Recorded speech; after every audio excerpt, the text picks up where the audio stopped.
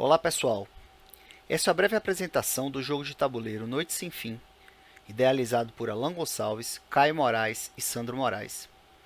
Trata-se de um jogo de horror gótico, que tem como pano de fundo a visita dos personagens dos jogadores à mansão de um aristocrata recém-falecido, para a leitura do seu testamento. Porém, durante a visita, eventos macabros irão ocorrer, e eles precisarão lutar contra o tempo para cumprir seus objetivos pessoais e deixar o local com vida. O tabuleiro possui 3 pisos, como vocês podem ver. Você tem aqui o piso terra, o primeiro piso e o subsolo, onde ficam a maior parte dos locais secretos. Esses espaços vazios, eles são os aposentos de cada piso. No começo do jogo, nós embaralhamos esses baralhos de locais, como vocês podem ver aqui. Vocês têm os baralhos de locais, do subsolo e dos pisos superiores da mansão. Cada carta dessa, vou aproximar para vocês verem melhor. Cada carta dessa, ela é colocada, né, virada com a face para baixo, nesses espaços. Assim, a cada partida, a configuração da mansão muda, né, aumentando a rejogabilidade e dificultando que os jogadores completem os objetivos, que eu tratarei deles um pouco mais à frente. Nesses espaços vermelhos que vocês podem ver no tabuleiro, nós colocamos os marcadores de incidente, que são uma série de coisas que podem vir a acontecer, né, de surpresas que podem ser benéficas ou não, quando os jogadores passarem por elas. Então, nesse caso, você tem aqui, né, esse espaço aqui, ele é um espaço iluminado. Já se o jogador passar por aqui, ele sofre os efeitos do desabamento. E assim por diante. Uma vez que o incidente acontece, ele é retirado do tabuleiro.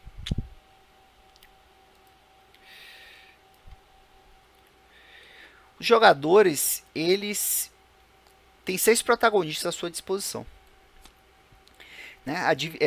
A divisão pode ser feita de comum acordo, ou seja, cada um escolhe o protagonista que mais lhe apetece, ou eles podem ser distribuídos aleatoriamente. Os protagonistas, eles têm os atributos, né? Os atributos principais e uma habilidade única, que é só dele. Além disso, a carta do protagonista conta com uma breve descrição dele, contextualizando a sua presença na mansão, né? Qual é a relação dele com o barão, enfim. Nós temos também as cartas de objetivo, que são as cartas que informam quais tarefas os jogadores têm que concluir para ganhar o jogo. Então você tem aqui o nome, né, da carta, no caso. As cartas de objetivo, elas foram concebidas como uma espécie de papel, né? Então você tem um protagonista e você vai cavar uma carta de objetivo, né, aleatoriamente. Nesse caso, é como se você fosse o golpista sedutor. Eles são papéis, né? São arquétipos. Você tem novamente a contextualização, né? Porque qual é a relação desse arquétipo com a história da mansão, com o barão, enfim. E as tarefas que cada jogador tem que concluir para poder ganhar o jogo.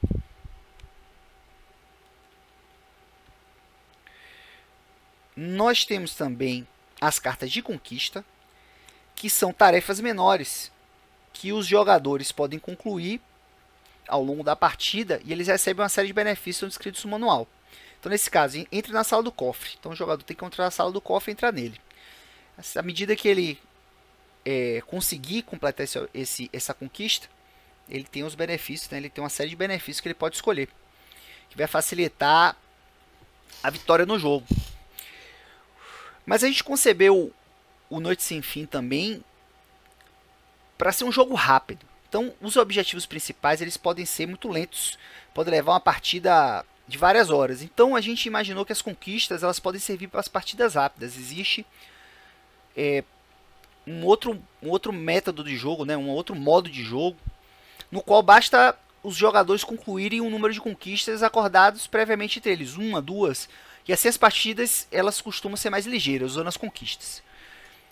Nós temos aqui o baralho de habilidades, que são habilidades menores, né? Cada protagonista ele tem uma habilidade única, que é uma habilidade mais relevante, E nós distribuímos aqui no baralho de habilidades uma série de habilidades menores que variam conforme a partida. Então, quando a partida começa, cada jogador vai comprar aqui um número determinado de habilidades, que são habilidades menores que ele vai poder utilizar durante o jogo. E a cada partida as habilidades mudam, né? Porque elas são reembaralhadas e aí são compradas novamente, né?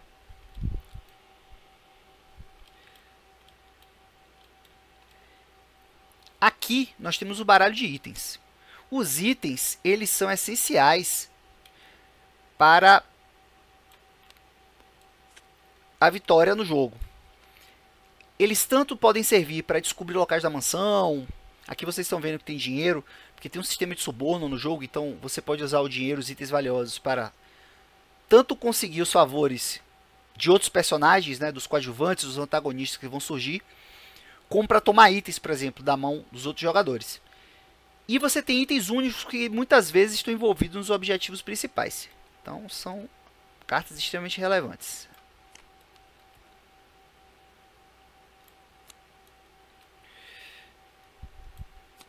Aqui nós temos o chamado baralho de eventos.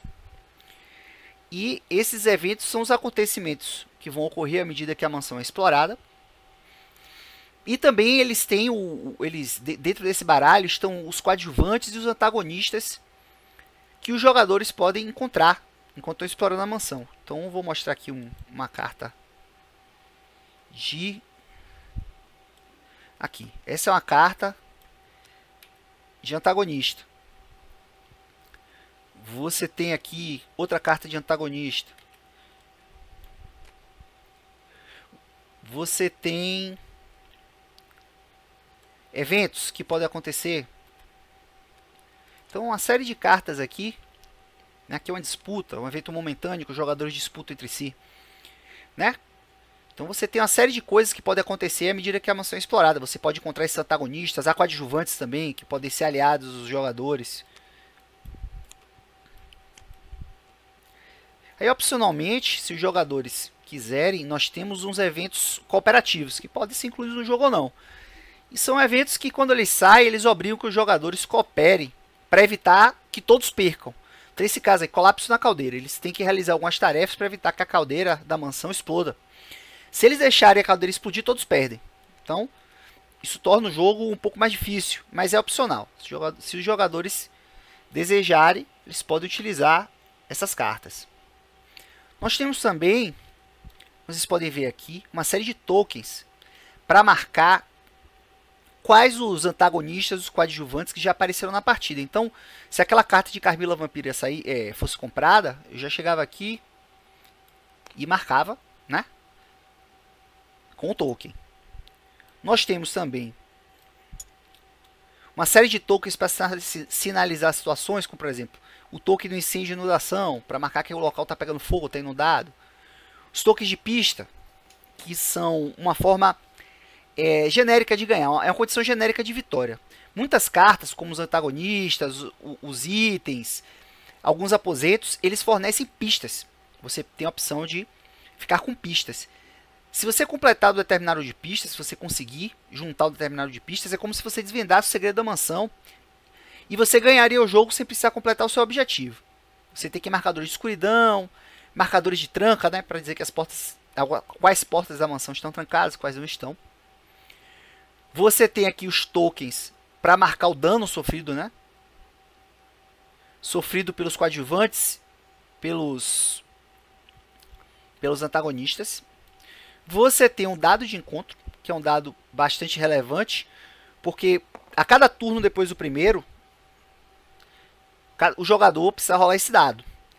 E o dado vai dizer, né, vai trazer uma aleatoriedade para o jogo, vai dizer o que aconteceu naquele turno. Então, por exemplo, a estrela permite que ele se beneficie de uma série de efeitos benéficos. Às vezes, inclusive, as salas, os aposentos, eles trazem efeitos específicos para o caso da estrela. Você tem também aqui o símbolo da morte, significa que o jogador tem que comprar uma carta no baralho de eventos, que pode ser bom ou pode ser ruim, dependendo do que ele comprar. Você tem aqui os tokens dos protagonistas, não é?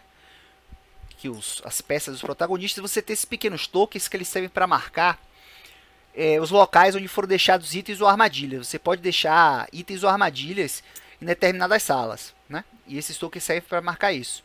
E você tem aqui também os tokens dos coadjuvantes, dos antagonistas. Vocês veem aqui Lucy, Ludovic, Carmilla. Você tem alguns antagonistas genéricos, como os cultistas, zumbis.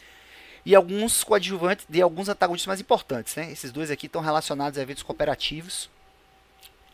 Por fim, nós incluímos também cartas resumo, né, para facilitar a fluência da partida. Então o jogador basta consultar aqui, não precisa ficar olhando o manual o tempo inteiro. E você tem aqui esses marcadores, eles marcam, né, os atributos, o nível de atributo de cada atributo principal das cartas dos protagonistas. À medida que você for ganhando ou perdendo, você vai modificando aqui.